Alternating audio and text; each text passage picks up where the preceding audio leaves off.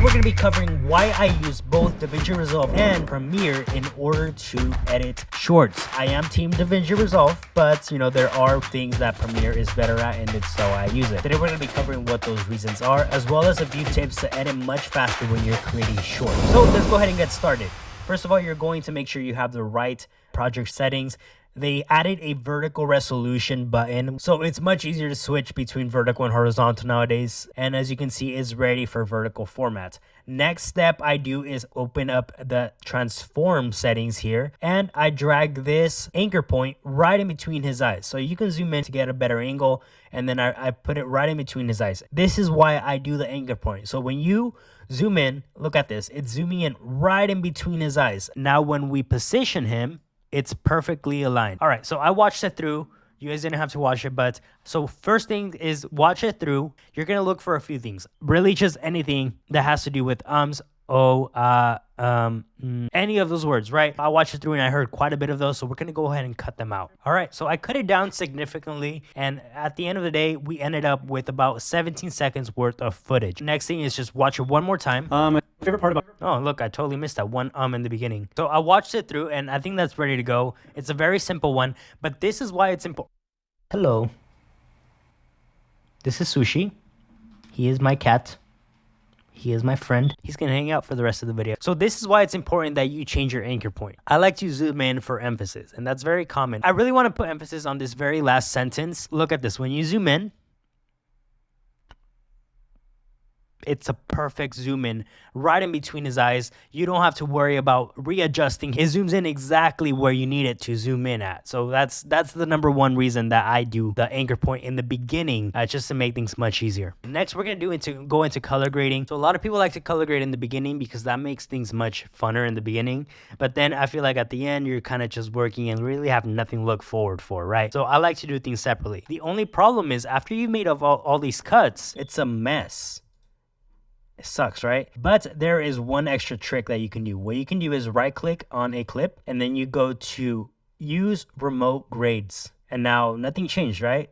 Well, something did. When you make a change to this clip, it changes every single clip of that specific source file, the original source file. So what we can do is go ahead and edit this one. Let's do a really quick edit. And as you can see, it applied it to every single clip. That's the before, that's the after. Very quick little change. So next, let's go ahead and cover why I use Premiere on top of Davinci Resolve. Let's go ahead and open Adobe Premiere. What we're going to do here is captions, and this is why I use Adobe Premiere. If we go to Window, to Workspaces, and then Captions, we go to the Text tab, and we click Create Transcription.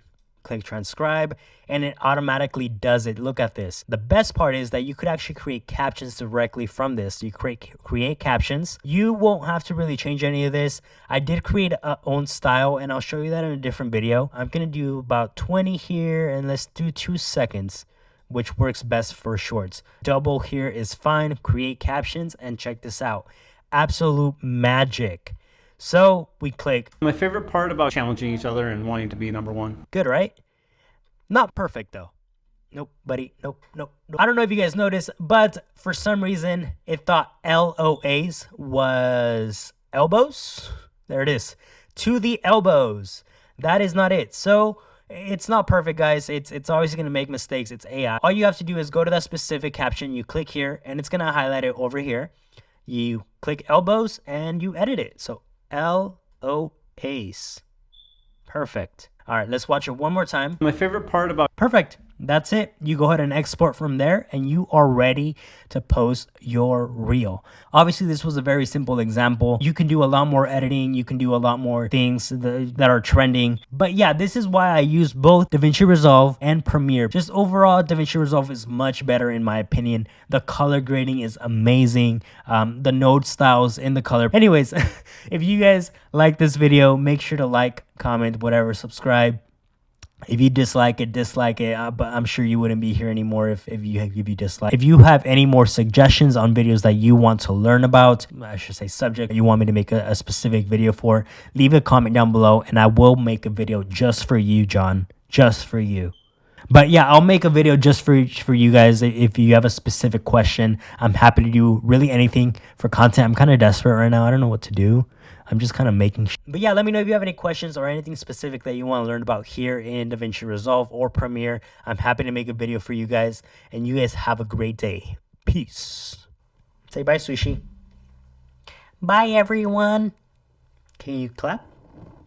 Bye, everyone. He is podcast. Ow. He's my editing pal. Doink, doink, doink, doink, doink. No nails.